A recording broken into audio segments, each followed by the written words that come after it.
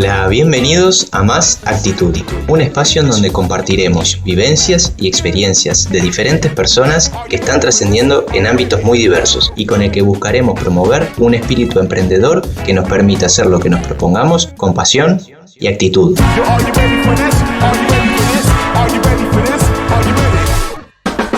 Hola, ¿qué tal a todos? Bienvenidos a un nuevo episodio de Más Actitud.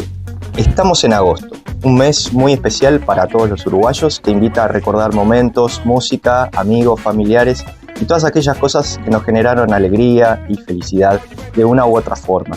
Y para este episodio bastante especial quisimos hacerlo también con alguien muy especial y me refiero a Pablo Lecueder, el creador de la fiesta original de la Noche de la Nostalgia, creador de Radio Mundo y director de Océano FM. Bueno, Pablo, ¿cómo estás? Muy bien, por suerte, con mucho trabajo, muchas cosas, muchos proyectos nuevos, así que estamos a mil. Bueno, me alegro, está bueno siempre tener proyectos. Gracias por recibirme hoy en tu lugar, en Océano FM, un lugar que genera muchos recuerdos en muchas personas, imagino que en vos más aún. Primero por haber sido Zum Zum, uno de los boliches más emblemáticos que tuvo Montevideo durante varios años, y luego por haber podido darte el gusto de convertirlo en tu lugar de trabajo, en un lugar de creación de contenidos, en un lugar de encuentros, por haber sido la sede de la Noche de la Nostalgia muchos años, pero también por haber sido punto de encuentro de diferentes eventos que han hecho con la radio. Imagino que el mirar para atrás te debe generar mucho orgullo y alegría de haber podido lograr proyectos, plasmar ideas y más aún siendo que varias de ellas parecían tan locas en su época, ¿no? Sí, muchas de ellas sí, locas o también ideas que surgen por casualidades, ¿no? Como todo, hay que tener las ideas, hay que saberlas llevarlas adelante y tiene que tener su contenido de que la suerte acompaña con determinados empujoncitos que te llevan en la misma dirección, ¿no?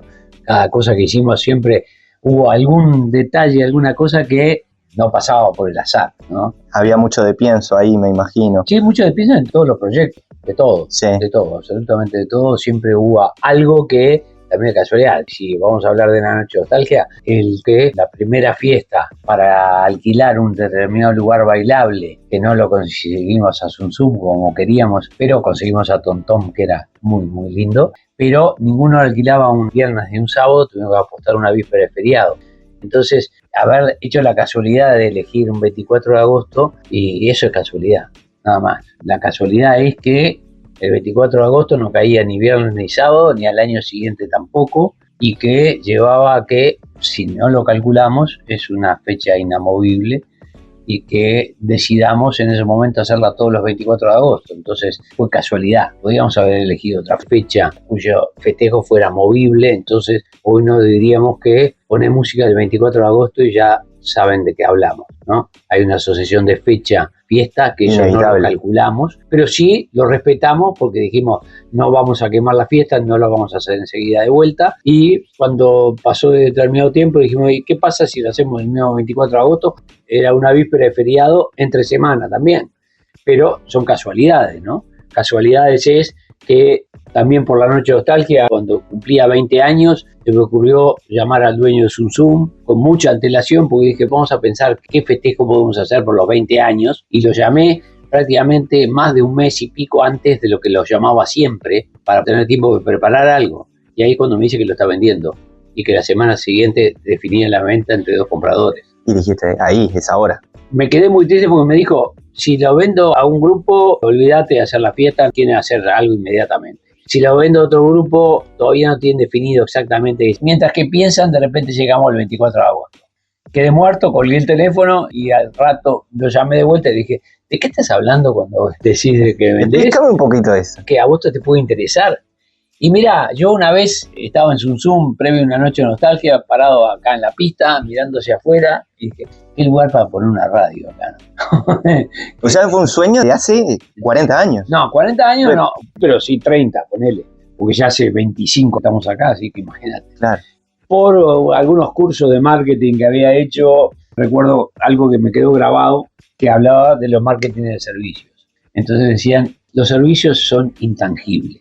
Entonces el gran desafío para un servicio es tangibilizarse en la mente del consumidor. Una radio es intangible totalmente, es un lugar en el dial y hoy en día ni eso, porque antes tenías que mover una aguja, hoy directamente son memorias de un receptor analógico hasta a una aplicación que ya directamente ni habla de frecuencia, ¿no? Entonces, aparte de eso, ¿cómo se identifica la radio? Dije, qué notable sería que la gente pase por acá y vea un estudio funcionando, vea una radio funcionando y sepa, ahí hay una radio. Creo que acá, no solamente por ser Zoom, tenía una locación que hasta hoy en día debe haber poca gente en Montevideo que le digan dónde hay una radio y que no sepa contestarlo, porque acá pasan 180.000 autos por día, ¿no? Y hay un cartel que dice Océano. El único que no supo que era Océano era Bielsa. Por eso el baño de Bielsa. Claro, había una película que era el baño del Papa, bueno, acá tenemos el baño de Bielsa.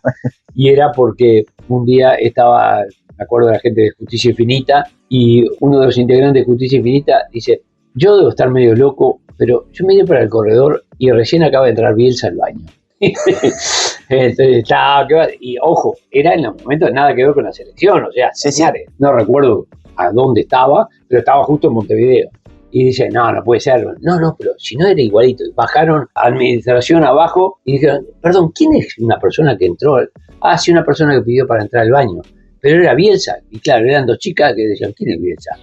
Bueno, no sé, pero pidió una persona que venía, pidió a ver si los dejaban pasar al baño. Y dijimos, sí, que pase nomás.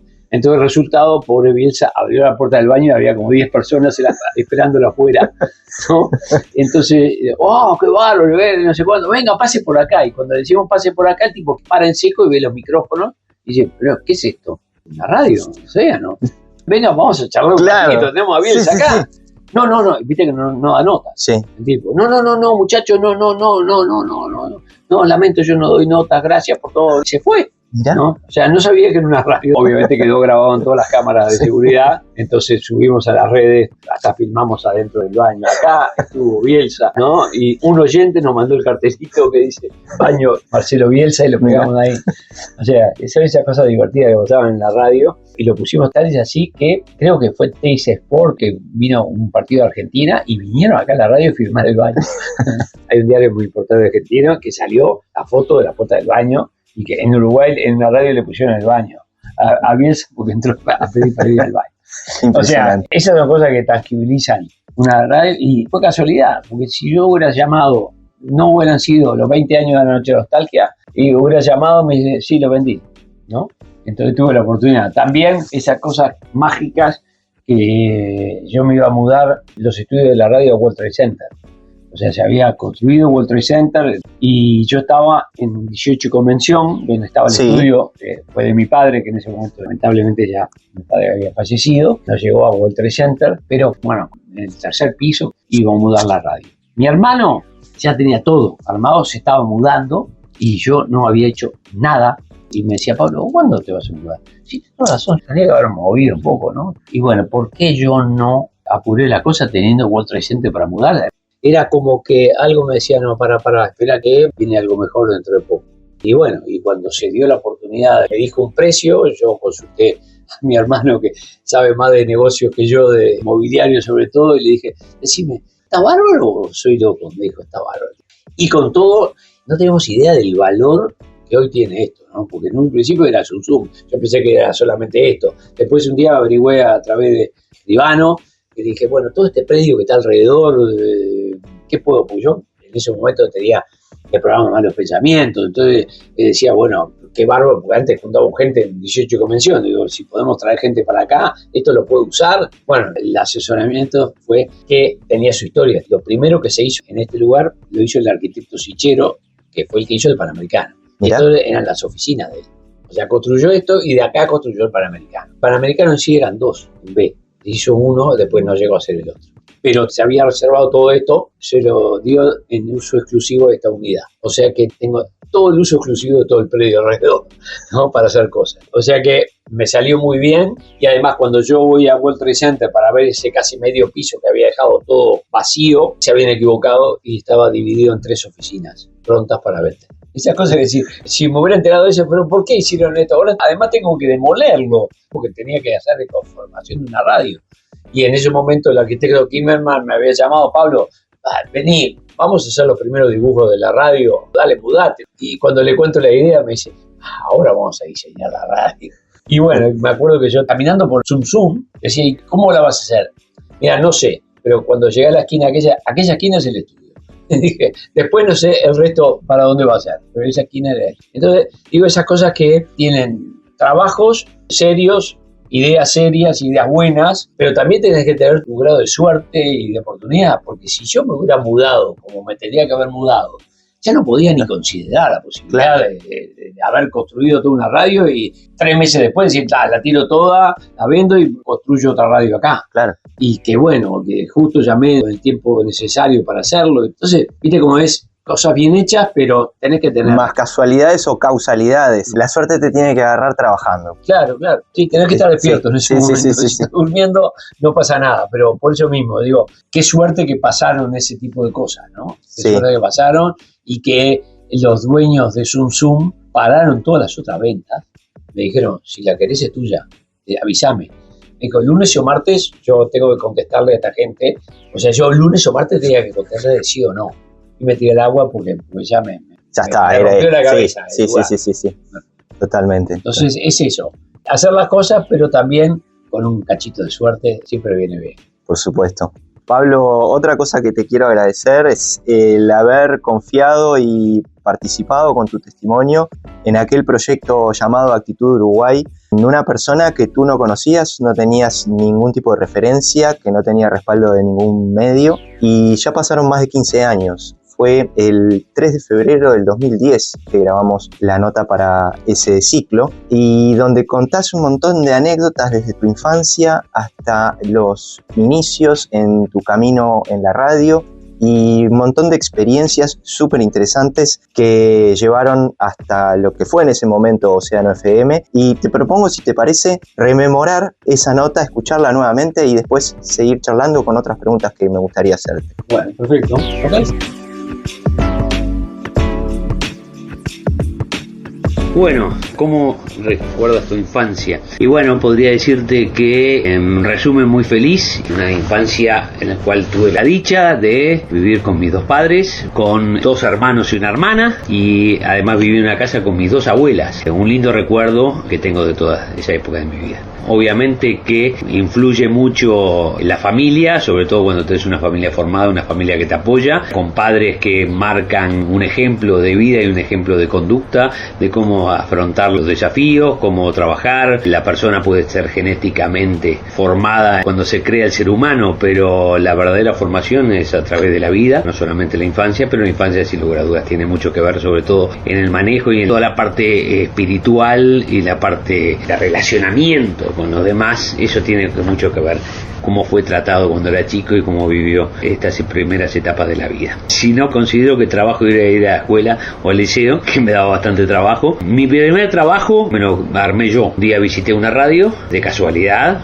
y me dijeron que una persona que conocíamos de nombre, y un amigo mío lo conocía más, a Daniel Leal, que era un DJ de una radio, DJ de Zoom Zoom, y visitamos un programa que había un domingo llamado El Señor Ruido y su Show, que empezaba a las 3 de la tarde y era hasta las 10 de la noche. Lo visitamos y yo me quedé mirando eso, me fui quedando y le pedí a mis amigos de quedarme un rato más y nos quedamos con 4 o 5 horas creo en la radio, y yo salí de ahí diciendo que iba a poner un programa de radio. Nunca había tenido ninguna relación con radio, ni mucho menos, ni tenía nada en la familia ni nada, y 1 o 2 meses después de esa experiencia estaba al aire con mi primer programa de radio. O sea, podríamos decir que fue mi primer trabajo porque me tenía que matar, porque yo el espacio lo compré, nadie me contrató. Era gracioso porque decían, no solamente a mí no me pagaron, sino que pagué para empezar a trabajar, y trataba de conseguir avisos para pagar ese costo del programa. Y bueno, sin lugar a dudas, y hablando de la gente joven y cómo hacerlo, reconozco la dificultad. Yo estaba estudiando arquitectura y un poco en broma siempre digo que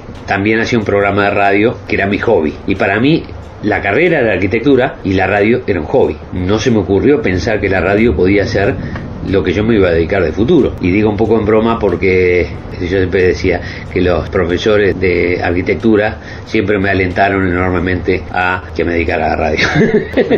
Y realmente pasó así. Yo no era un gran estudiante y me iba bárbaro en la radio. Hubo un momento que por X razones de estar en desacuerdo cómo se manejaba la programación de la radio, así dije, bueno, termino el programa y me fui de la radio. Y para mí fue un clic, puedo decir, señor, terminé el hobby. Estuve un tiempo sin salir al aire, sin hacer radio, y por una increíble casualidad le piden a mi padre que haga un contacto con la gente de Radio CX10 Continente, que había un amigo de él que quería comprar esa radio y que era una persona de comunicación, era Carlos Che, que tenía el país, y que si iba él le iban a cobrar más caro y que quería que alguien que pareciera un profesional, que lo estaba aconsejando nada más, hiciera ese contacto. Tuvo la reunión y no fructificó. Carlos Che quería hacer fútbol en CX10 porque en ese momento se usaban mucho las posiciones en el dial, estaba CX8 a la izquierda con fútbol y CX12 a la derecha, entonces buscaban meterse en el medio y no funcionó, y se enteró la gente de CX32 de esa reunión y le piden una reunión a mi padre y le ofrecen CX32 como una radio que estaba totalmente fundida. Había que entrar y tratar de sacarla adelante, no pedían dinero. Y mi padre se la ofrece a Carlos Che que dice que no le interesa, y en ese momento mi padre me pregunta si yo me animo. Y yo lo miré como si fuera de otro planeta. ¿Qué? Para mí era un hobby la radio, no podía ser a partir de ese momento una empresa que me tenía que dedicar. Y me dijo, ¿pero a vos te gusta la radio? Sí. ¿Y tenés idea de lo que hacer en una radio para que funcione? No sé, me imagino que sí, armar una programación, empezar a dar manija con esto, con lo otro. Llamó a Carlos Che y le dijo, en sí la radio ya había trabajado, era de Carlos Che también. Entonces él ya sabía que yo estaba en radio y le contó la idea de si la hacemos juntos, y dijo que sí, y yo tenía 20 años. Entonces a los 20 años debuté como director de una radio, y lo primero que hice fue llamar a mis compañeros de Radio Panamericana y le dije que quería tener una reunión urgente, gente que aún trabaja conmigo, y cuando entraron vieron que en una oficina, vieron que en una radio, y dijo, me equivoqué. Entonces ahí le dije, bueno, ahora empezamos con esta idea y armamos una programación y largamos. O sea que cuando yo hice ese clic, lo hice ayudado, gracias al apoyo de mis padres. Y sobre todo de mi padre, que se dio cuenta de que yo tenía una vocación realmente por el tema radio. Seguramente yo me pasaba hablando también de la radio y esto, y comentaba cosas, y que veía que a mí me gustaba mucho y veía que podía tener un futuro trabajando en eso.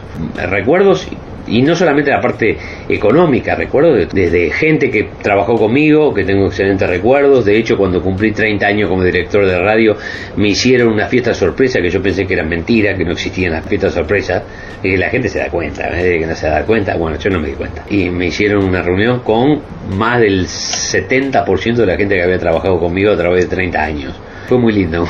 Pero imagínate crear una radio cuando tenés 20 años y el desafío de hacerlo y de trabajar con gente que en ese momento para mí era enorme. Agarré un tipo de 30 años, un gran señor, y tenía que demostrarle que venía a laburar en serio. Y como dije en principio, una radio que estaba fundida, hubo que asumir el compromiso de tratar de sacarla adelante y equiparla, y ahí hubo que jugar con ideas, revolverse. Increíblemente, en 2 años logramos dejarla en cero y nos movimos de todo tipo. Fue un éxito muy grande, creamos programación, nos divertimos como locos, trajimos artistas, nos peleamos, tuvimos amargura con clientes que no nos pagaron, pero de todo, pero excelentes recuerdos. El primer año armaron una promoción con la radio del programa mío, y que era un programa de música vieja, y se me ocurrió llamarla La Noche de la Nostalgia y decir, bueno, que hoy es una ley nacional y es una fiesta oficial del país, y que un día me invitaron al Parlamento cuando se votó la ley esa que me nombraba a mí como el creador. Es una cosa bastante fuerte. El hecho de haber traído artistas, ahora podrán no decir nada, pero en ese momento no venía nadie al Uruguay, entonces traer un artista movía el piso, y armamos toda la difusión de la radio. Darme el gusto de haber reunido a Sui Generis cuando se había despedido en el Luna Park, en un show que se llamó Adiós Sui Generis, con una película que se hizo, con un álbum doble. Y bueno, después de eso, que nunca más iban a juntar, me di el lujo de juntarlos en el año 1981 acá en el Estadio Luis Francini. Juan Alberto Badía, el conductor de Radio Argentino, una vez me lo encontré y no podía creer, me contó la anécdota que venía manejando de Mar del Plata entrando a Buenos Aires, y él como gente de radio iba pasando por radio y escucho un recital de Sui Generis, y ahí increíble dice, pero yo no puedo creer, esto es en vivo. Se dio cuenta que estábamos transmitiendo de Uruguay, estaba escuchando una radio uruguaya que estaba transmitiendo un recital que era en vivo en el momento. Me dice, fui entrando a Buenos Aires y empecé a perder la señal de Radio Mundo, decía, frené, hice una vuelta en la carretera y volví hasta un lugar que lo volví a escuchar, y me quedé hasta que se terminó el recital adentro del auto de noche solo. Y bueno, imagínate que nosotros calculamos un recital para 5.000, 6.000 personas y metimos 16.000. La verdad que si tengo la alegría de poder trabajar en mi hobby, dejé muy pocas cosas por el camino, porque el tiempo que estoy trabajando, la verdad que lo estoy disfrutando. gracias a Dios, que trabajo en lo que me gusta y el desafío es todos los días y cambiante. Y la carrera de arquitectura no la sacrifiqué por eso. Yo tuve un gran mentor en el tema de radio que fue Goar Mestre, cubano, cadena de radio y televisión en Cuba, apoyó a Fidel Castro y después se dio cuenta que la revolución era distinta y huyó de Cuba. Dejó todo, se fue a Colombia, ahí tuvo cadena de radio, y después se fue para Argentina y fundó Canal 13 de Buenos Aires, era el dueño de Canal 13 de Buenos Aires, premio Emmy Fundadores de la Televisión. Tener en vivo un premio Emmy, que charlé contigo y me dedicaba algunas tardes de verano a charlar con él. Y una de las cosas que me abrió la cabeza, me dijo, tú tenés que ir a la exposición de la National Association of Broadcasters, que se hace en Estados Unidos, y dice, vos tenés que ir, y además yo te voy a abrir las puertas de las personas que te indiquen cómo funciona esto. Y fui, me acuerdo, fue en Las Vegas, y yo fui, 21 creo que ya tenía en ese momento. Claro, el tipo levantó el tubo y tenía gente de cadena de radio de Estados Unidos, de esto y lo otro, que buscaban a un tal Pablo, chiquitito, que vení que te tengo que enseñar cosas porque Goar Mestre me pidió. Y bueno, y ahí descubrí alguna serie de equipamientos que le dieron un impulso grande a la radio dentro de lo razonable. Otra de las cosas que traje enseguida, pero al principio no había una línea telefónica que iba desde los estudios hasta el transmisor de la radio. Imagínate, el sonido no era gran cosa. Era M, pero no era gran cosa. Y fueron las primeras radios que trajimos el sistema de transmisión por VHF. Me identifico bastante, no solamente como creativo en cierta manera, porque siempre me gusta ver las cosas desde un punto de vista distinto. Yo no me gusta hacer todos los días lo mismo, me gustan las cosas cambiantes, y yo lo que veo acá en la radio siempre es cambiante. Siempre está la posibilidad de cambiar algo, siempre está la posibilidad de hacer algo distinto, algo nuevo, y sobre todo, yo siempre digo, una radio es una pequeña empresa, que podés hacer cosas que cambien la realidad, que podés juntar un montón de gente o crear una fiesta que sea una ley nacional o crear un programa que sea récord de audiencia en el dial, o crear determinadas cosas o modas o dichos, y lo podés hacer simplemente poniéndote a pensar qué pasa. Entonces, ¿cuál es el día normal? Es un día de cambios. Y bueno, proyectos, quiero empezar a trabajar en el tema de digitalización de la radio. Nosotros estamos con el tema de internet y tenemos la radio de internet, ahora vamos a poner cámara y vamos a empezar a vender publicidad más en serio en la parte de internet, porque ya tenemos un flujo de público importante. Y lo increíble que antes nosotros decíamos, toda la gente está en el exterior, que escucha, más del 80% de la gente que nos escucha está en Montevideo. Y es un dato de la realidad. ¿Cuánto tiempo va a faltar hasta que la comunicación en internet se empiece a acelerar? ¿Y qué va a pasar? Que se acelere de forma exponencial. El desafío va a ser crear contenido, y contenido que no pueda replicarse en otra parte del mundo, porque obviamente los mercados en otra parte del mundo son enormes. También va a decir cuál es el mercado nuestro. El mundo se te mete acá, pero con internet vos te metes en el mundo también. Entonces, los desafíos son enormes, son divinos. También te asusta. Es mucho más fácil tener una radio acá solo y que nadie se te meta. Pero ¿qué va a pasar tecnológicamente? No sé, no tengo ni idea. ¿Qué le pido al próximo gobierno? Que gobierne para todo el país, para toda la gente, y que piensen en el país y en la gente, y no en su propio partido.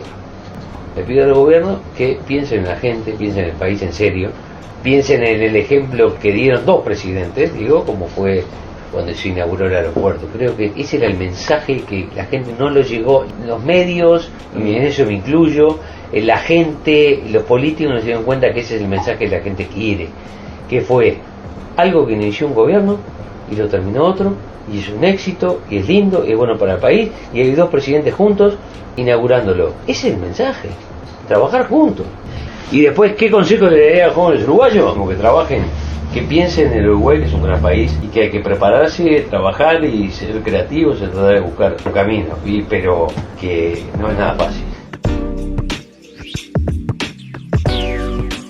Bueno, Pablo, escuchábamos lo que nos compartiste hace un poquito más de 15 años y la verdad que impresionante. Cuántas cosas vividas en ese momento hasta el 2010 y cuántas más se dieron en estos últimos años que pasaron. De las buenas, pero también de las otras, me imagino, ¿no? Ah, por supuesto, sí.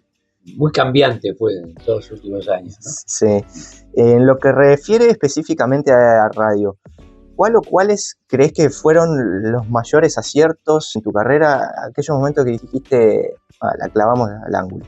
Y bueno, en los inicios, obviamente, tener la oportunidad de haber sido muy bien asesorado Y lo más lindo, asesorado con algo que yo pensaba que tenía que hacerlo de esa manera, cuando todos los consejos eran que no lo hiciera. Cuando tuve la oportunidad a los 20 años de empezar a dirigir una radio, esa posibilidad de tener un tipo como Goar Mestre, premio Emmy, fundador de la televisión mundial, impresionante, que te diga que sí, que lo que estás pensando está bien y que eso es el futuro, ¿no? La radio especializada. Entonces, cuando yo trabajaba en una radio que era musical y después cambió su estilo y decidí no hacer más radio porque no estaba de acuerdo como era, tampoco tenía la luz de saber cómo se debía hacer, pero no me gustaba lo que estaba pasando con la radio, creía que de esa manera no se competía y la radio competencia quedó sola en ese momento y dije, bueno, la posibilidad de crear una radio de cero. Y con esas ideas, bueno, sí, me apoyó que había que hacer una radio especializada y que había que especializarse, que no tuviera miedo de especializarme. Y bueno, si eso lo dijeron en el 77, fines del 77, bueno, imagínate que era una visión bastante clara del futuro, ¿no? Pero obviamente que sí, a través de los años sí, hubo distintos cambios y distintas cosas. También hubo grandes frustraciones de salir con una radio musical a competir contra un monstruo como Radio Independencia en su momento, con Rupeñán, con Impacto, con todo, que yo lo escuchaba de chico. Eran unos monstruos y después lo hicieron con concierto y todo eso. Haberlos competido y en determinado momento darme cuenta que también por casualidades, decir, bueno, estamos arriba. En este momento estamos arriba. Y fue también por jugarla de que antes eran radios solamente de música anglo. Yo decía, hay un montón de música en español que está buenísima y tenemos que integrarla, pero había como un nudito de que pasar música en español era medio como que... Yo estaba convencido de que no. Entonces, yo un momento que dije, bueno, vamos a jugarnos y vamos a empezar a pasar cosas divinas, ¿no? O sea, rock argentino, del rock español, cosas buenísimas, pero sí, era el paso de música en español. Creo que también invocamos el momento, la gente lo tomó divino, fue como abrir la ventana, entrar aire fresco, entraron los artistas. Y bueno, ¿cuál es la casualidad? Que te da también el empujón, estar, por ejemplo, logrando reunir a Sui Generis acá en Uruguay, llenando el estadio Luis Francini, cuando nosotros no pasábamos música en español y le estaba llenando un estadio, una radio con música en español, y teniendo a León Gieco, y llega la guerra de Malvinas, viene el antianglo, y teníamos a Gieco cantando Solo le pido a Dios que la guerra no me sea indiferente. Y nosotros poníamos esa canción al aire y explotaba todo. Y claro, entonces traíamos a Gieco a cantarla. Lo jugamos por un determinado estilo de música, ahí sentimos que dimos un paso adelante y trayendo artistas todo el tiempo. Kenito Mestre, que Gieco, Charly García, Serú Girán. Trajimos una vez a la última actuación de Almendra, sonaba Muchachos de Papel. Sí, jugársela por un tipo de programación. Escuchaba la música en inglés, pero estaba bárbaro escuchar a León Gieco también, ¿no? Claro, sin duda. Pablo, y de los momentos complicados, ¿fueron las crisis económicas como ser la tablita en la década del 80 o la crisis del 2002 o la pandemia del COVID hace unos años, o hubo algún otro obstáculo que haya sido más difícil de superar para ustedes?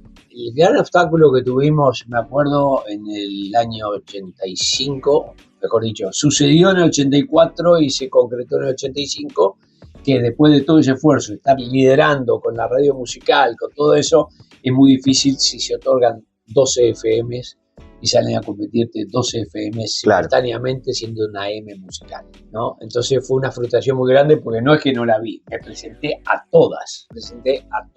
Y eso fue una gran frustración porque era perder por medios técnicos, que estábamos dispuestos a hacerlo. Teníamos una calidad de sonido de estudios que era solamente por un transmisor de FM, no necesitábamos ni cambiar los estudios, ni los micrófonos, ni nada, porque era todo de primera línea. Nosotros éramos todo estéreo y todo de primera calidad hasta que nos metíamos en un transmisor de AM. Era solamente que te den el permiso, comprar el transmisor, poner la antena y seguíamos con el éxito. Y bueno, fue una gran frustración. Hubo tiempo de que la radio, como si lo hubieran apagado, cayó así a pique. Además, en el momento que estábamos matando. Me acuerdo que fue el año 85, se decretó Año Internacional de la Juventud. Habíamos hecho todo un programa, Año Internacional de la Juventud, Año de Radio Mundo. Y habíamos hecho un programa de becas, que la gente se anotaba, becas de inglés, francés, alemán, comunicación. Todo un movimiento brutal con eso. Hasta habíamos hecho una canción de Año Internacional de la Juventud y nos pedían, che, pasame la canción esa que no la tengo. Le digo, no, pero es de la radio, esto no es de uso público. Que te pase eso, la verdad, sentí como decir, no, así no me gusta perder así. Claro. No, perder por medios técnicos, no. Y menos sabiendo. Yo sabía que me iban a matar. Entonces, pero después podés concretar con emisora del Palacio. Claro, pero recién en el 92, 7 años después. Y eso también, esa cosa de suerte. Me entero que se estaba vendiendo emisora del Palacio. La gente de Yosia, emisora del Palacio, puso una persona para atender a los interesados. Entonces, cuando pasa todo esto, recuerdo, esta persona era amigo de Yosia. ¿Te animás a llamar a esta persona y decirle a Yosia si podemos hablar con él directamente por el tema de la radio? No había pasado, creo que media hora, estaba en la oficina, mi secretaria llama y dice, ¿te llama el señor Yosia? ¿Cómo? Sí, Yosia, pásamelo. Hola, ahora dice, Pablo, perfecto, no, me llamó mi amigo, mutuo que tenemos, no sé cuánto, me dijo que estaba pensando en interés de la radio, todo eso. ¿Cuánto lo puedo ir a ver? Digo, no, yo voy a verlo, por favor. No, me gustaría ir a la radio para conocerla. Vino, Yosia, al otro día, se sentó en el escritorio, charlamos, esto, lo otro, le conté lo que había pasado con la radio, con Radio Mundo, con esto, con la CFM, con esto, con otro. Estaba terminando y dice, bueno, hay mucha gente interesada en la radio y hay gente que no tiene ni idea. Yo voy a atenderlos, obviamente, porque estamos viendo un poquito el panorama, pero vamos a entenderlo, la radio suya. ¿Cómo? Sí, la radio suya. Yo voy a ver un poco los precios y no vamos a poner de acuerdo. O sea que fue gran parte por el vínculo y por entender que eso debía seguir en manos de alguien que estaba empapado y que conocía el tema. Fue una cosa muy linda que muchos años después tengo muy buena relación con el hijo y él dijo, te voy a contar una cosa, papá siempre dijo que te había pedido 3 cosas y las 3 cosas se las cumpliste. Primero, que no quería que la radio se llamara Palacio de la Música, que le cambiara el nombre. Segundo, que él se había comprometido en el edificio donde tenía la torre, que el día que vendiera la radio tenía que comprometerme a sacar la torre de ahí. Y tercero, que tuviera mucho éxito. Siempre decía, me pidió las 3 enseguida. Me cambió el nombre, me sacó la torre y tuvo mucho éxito. Esas cosas de casualidades, de cosas. El tema refleja el hecho de estar con gente exitosa en los negocios y exitosa en lo personal y cómo actúa, ¿no? Entender esto de la radio y realmente que también quería que la radio estuviera en buenas manos de alguna manera, ¿no? Claro. Él de esa forma me veo a mí como que podía continuar un éxito o llevarlo adelante más que otros que quieran comprar una radio solamente que depende para ver qué por hacer, X plata más o X plata menos. Pasó lo mismo con este lugar con Zoom, ¿no? Yo tuve esa preferencia porque sabían de mi amor por el lugar, porque había hecho muchas noches de nostalgia, había todo eso, y de alguna manera yo le demostré que iba a respetar el lugar. El espíritu del lugar. El espíritu del lugar. Y se respetó, tal vez así. Hay una parte acá al lado que creo que te mostré, donde hay algunas partes que mantuvimos con Zoom, en otros colores, con otras funciones, pero están las mismas cosas en el mismo lugar. Y de hecho, bueno, en su momento la programación hasta la noche, llamada las 7 noches de Zoom, ¿no? Entonces se respetó el lugar. Pablo, muchas personas te definen como un tipo de radio, que sin lugar a dudas lo sos, pero al menos yo te veo como un tipo creativo en términos generales, no solo un tipo de radio, porque creaste la Noche de la Nostalgia, empezaste a traer artistas internacionales cuando no venía nadie a Uruguay o venía muy poca gente, juntaste Sui Generis nuevamente en el Francini después de que se despidieron en Argentina. Contabas en la entrevista anterior la anécdota de Juan Alberto Badía cuando estaba... Eso fue increíble. Además, un monstruo, ¿no? Sí, y contás también cómo te lo contó él. Creaste una forma de hacer radio que marcó un antes y un después, porque al menos lo que yo recuerdo antes no era común la programación de contenidos, eran radios de música. Y vos impusiste... Por lo menos no dedicadas, o sea, especialmente a eso. Exacto. Había radio que sí que tenía... Bueno, de hecho, en emisora del Palacio tenía a Emiliano Cotelo. Pero de informativo, sí. Periodísticos siempre hubieron. Sí. Había radios que tenían programas de alguna forma, pero no cuando se define una cosa. Claro, cuando vos soñás, diagramás, planificás la programación. Claro. A eso voy. Y lo que te quiero preguntar es, ¿cómo nacen esas ideas que has ido plasmando a lo largo de los años? Porque me imagino que surgen por disparadores, cosas que ves, escuchás, sentís. Bueno, el hecho de que conseguí la emisora del Palacio, después de unos cuantos años de sufrir, de armar una programación no tan musical en la radio, pero con una imagen distinta y era muy difícil.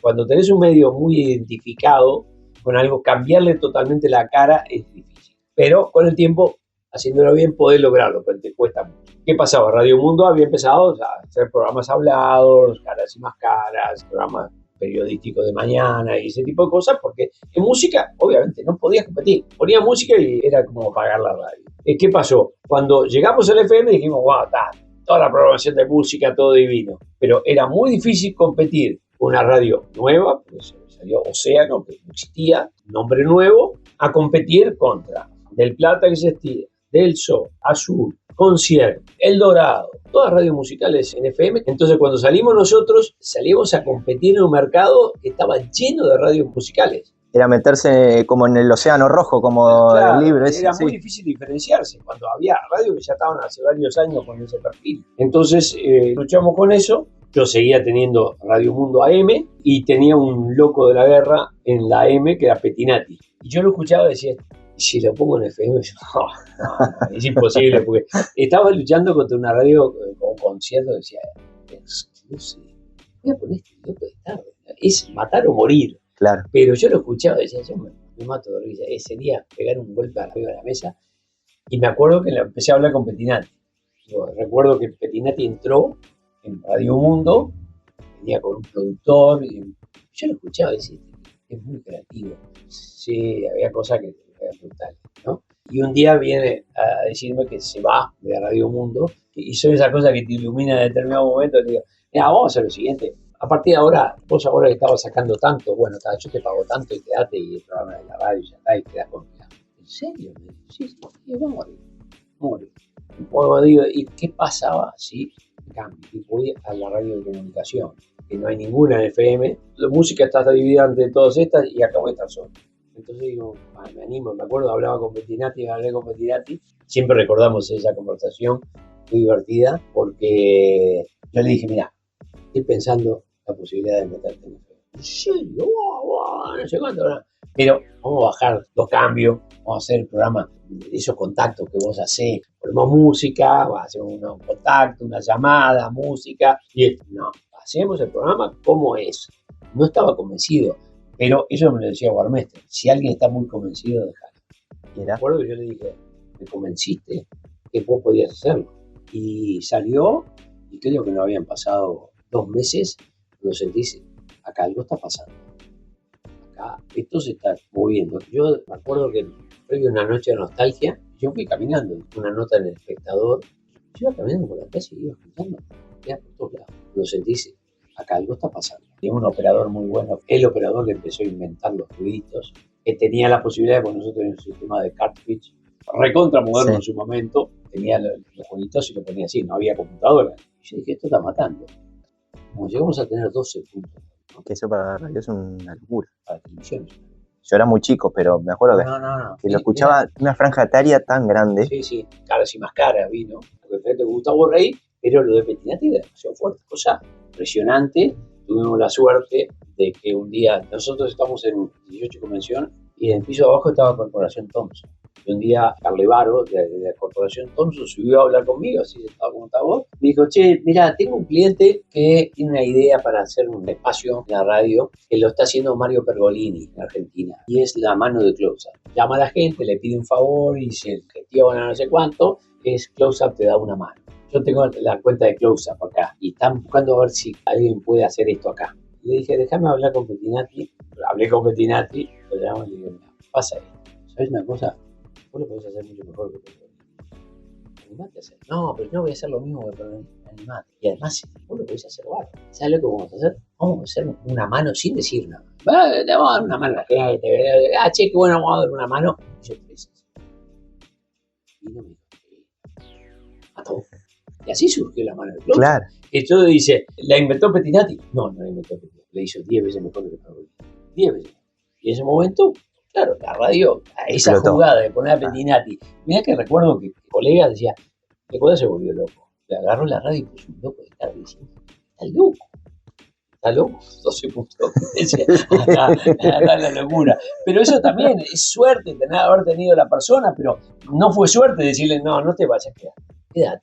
Y bueno, la prueba está, tuvo años acá en la radio. Bueno, obviamente, son esas cosas lindas. Obviamente que en la programación, en muchos de conocer a una persona, ver las posibilidades que tiene, juntar las personas, no solamente al aire, sino en programación. Tuvimos durante muchos años a Álvaro Pintos, que fue una mano derecha en programación, muy bueno. Fue durante Añares, sí, productor de Petinati, claro, ¿no? El operador productor, porque claro. Después cuando llegaron las computadoras, era el que ponía todo eso, pero nunca... Se lo había metido el primer operador a pulmón, pero este lo explotó por las posibilidades técnicas. Sí, ¿no? claro. Pero también para armar en su momento, cuando se tomó una decisión muy fuerte de prescindir de Petinati, que fue una decisión fuerte, ¿no? Pero hoy tengo una excelente relación, pero fue una decisión fuerte y ya empezamos a pensar que teníamos que agregar más cosas y bueno, tuvimos también suerte en el sentido de que, no sé por qué, los miércoles escuchaba Justicia Infinita. Y los escuchaba y decía que, bueno, los tipos me divertían y las cosas que hacían. Y bueno, y esas casualidades, un día estoy acá en la radio y estaba Miguel Ángel Olivencia con un señor y otro chico más joven, charlando, no sé cuánto. Hoy saludo, hola, ¿qué tal? Que no sé cuánto. Y me dice, te voy a presentar Gonzalo Camarota, padre e hijo. ¿Qué tal? Mucho gusto. Me dice, ¿sabes que él hace radio? ¿Qué bien, hace radio? ¿Cuál? Tiene Music One. Le digo, ¿y qué es ese Music One? Justicia Infinita. Buenísimo el programa. Y me dice, ¿lo conocés? Sí, lo conozco. Buenísimo el programa. Yo creo que es muerto. Y después Gustavo Rey me llama y me dice, che, me llamó Gonzalo Camarota. ¿Quieren venir a hablar contigo? Porque no van a estar más en mi vida. Y charlamos, no sé cuánto, y le dije, bueno, está. A mí me gustaba mucho. Y lo más gracioso que también es que ellos valoraron mucho que yo no sabía que Carlos Campo era algo local. Yo no sabía. Al yo aceptar a Justicia Infinita, muchos podían pensar que estaba buscando a Darwin de Bocati. Y cuando se enteraron, le cayó la ficha que yo no sabía que Carlos Campo era Darwin de Bocati. Y cuando le dije, Carlito, yo no sabía que vos eras Darwin de Bocati. Mirá, lo escuché, te felicito, qué bien, que no sé cuánto. Y le dije, mirá que no hay ningún problema con que sigas haciéndolo. Si yo no sabía, imagínate que no hay ningún problema. Además con Sarandí no hay ningún problema. No tiene nada que ver una cosa con otra, no tiene por qué. Y me dice, no, yo no voy a hacer más. Perfecto. Y además valoraron el hecho de que lo único que le dije, mira, si algún día querés hacer el personaje de vuelta, lo único que te pido que nos des la oportunidad a nosotros para tenerte acá. Tal es así, como 2 años después.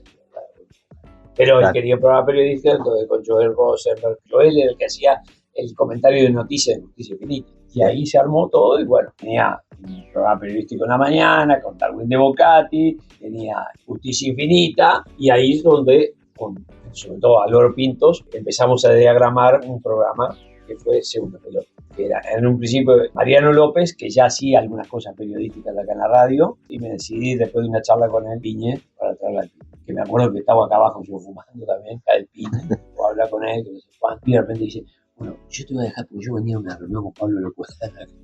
Pero yo, estamos charlando acá afuera, sí, vení, terminamos acá arriba.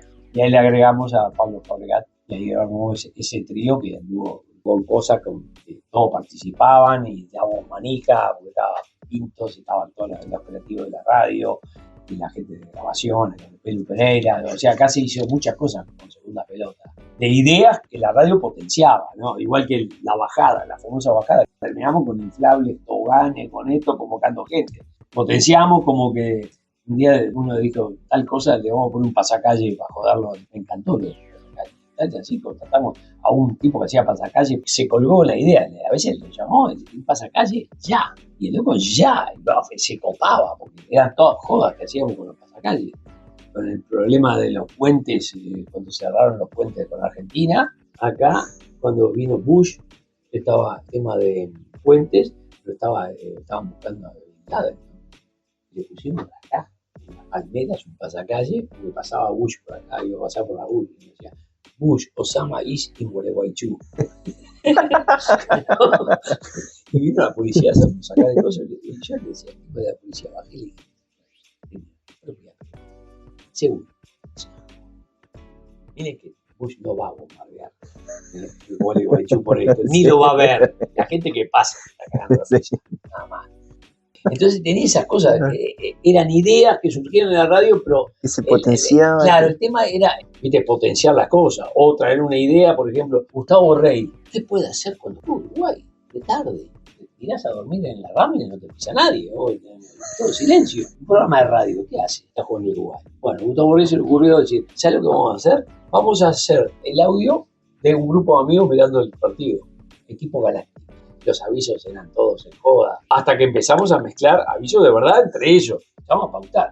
Y empezó a matar ese programa. De acuerdo, yo lo escuchaba un montón. Y bueno, pudimos cambiar.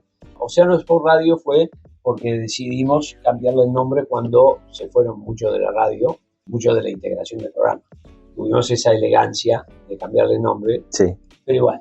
Pablo, ahora, yendo a la noche de la nostalgia, es la noche que más gente sale en todo el país, es la noche donde hay más fiestas y imagino que es la noche que más recauda Agadu. ¿Tenés alguna placa, algún agradecimiento, algún descuento? El premio Pegaso, la imagen de Agadu es el Pegaso, el caballo alado.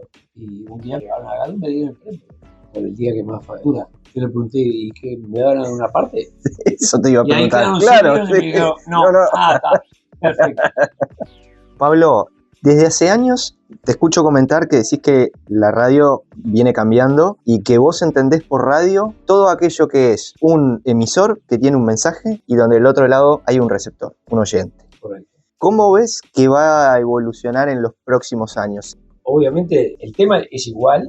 Yo estoy repitiendo que no veo en el futuro ciudades como la de Montevideo, por ejemplo, con edificios con torres de hierro arriba, sillón, auriculares y un celular, escuchando un sonido perfecto en la radio. No veo futuro en las transmisiones analógicas. Claro. No veo, es ridículo. Eso soy. Está perfecto. Dentro de 5 años, nosotros en estos momentos tenemos otro medio que está siendo obviamente mucho más importante que la AM y todavía no llegó el desarrollo de una FM, pero tenemos el stream, ahora lanzamos el 18 con una programación ya de grilla. Es otro sistema de comercialización, otra forma, otra cosa, pero transmitís con un sonido espectacular, audio y video. Pero el streaming es lo que va a perdurar. Estamos haciendo esa apuesta. Un estudio que tenemos ahí lo ampliamos y ahora vas y tiene iluminación, cámara, un estudio de televisión. Sí, lo vi impresionante. Cámara robótica. Lo bueno que tiene es que mucha gente quiere hacer streaming y encontraron en Océano una casa como para decir, confío en esta estructura para trabajar. Y eso lo está manejando sobre todo a mí. Tiene toda la preparación de todas las carreras que pueden estar asociadas a la comunicación, desde ciencia de la comunicación, analista de marketing, posgrado en dirección de marketing, MBA en Argentina, y es la que está llevando adelante más que nada la vivencia de este famoso Ola, que le pusimos, que realmente nos encantó el nombre del premio, ¿no? Pega, tiene mucho que ver además con Océano. Claro, porque la ola. Claro, sí. Ola, y la nueva ola, sí. Y la O tiene la rayita de Océano.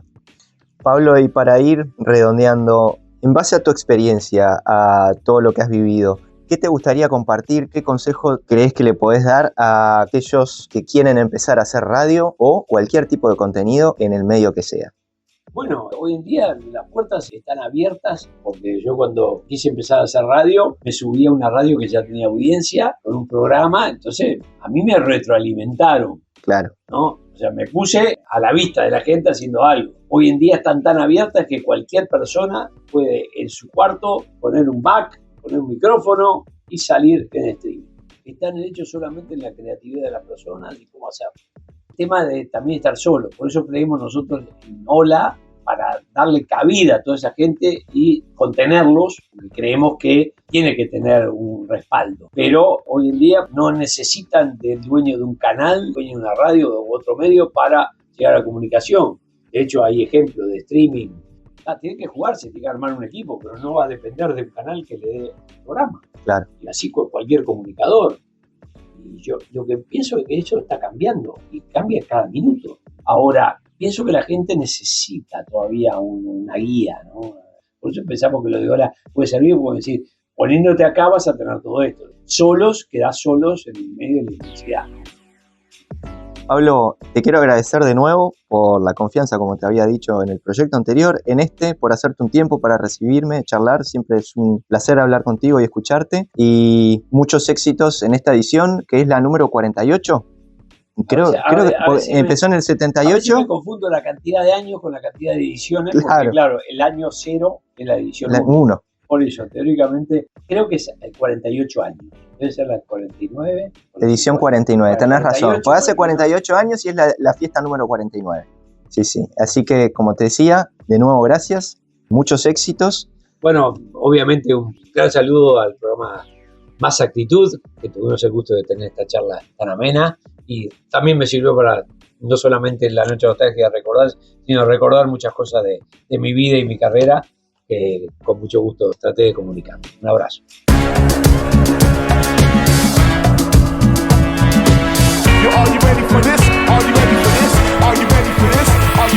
Y así nos despedimos por hoy. Gracias por acompañarnos en esta búsqueda y los invitamos a seguirnos en cualquiera de nuestras redes sociales.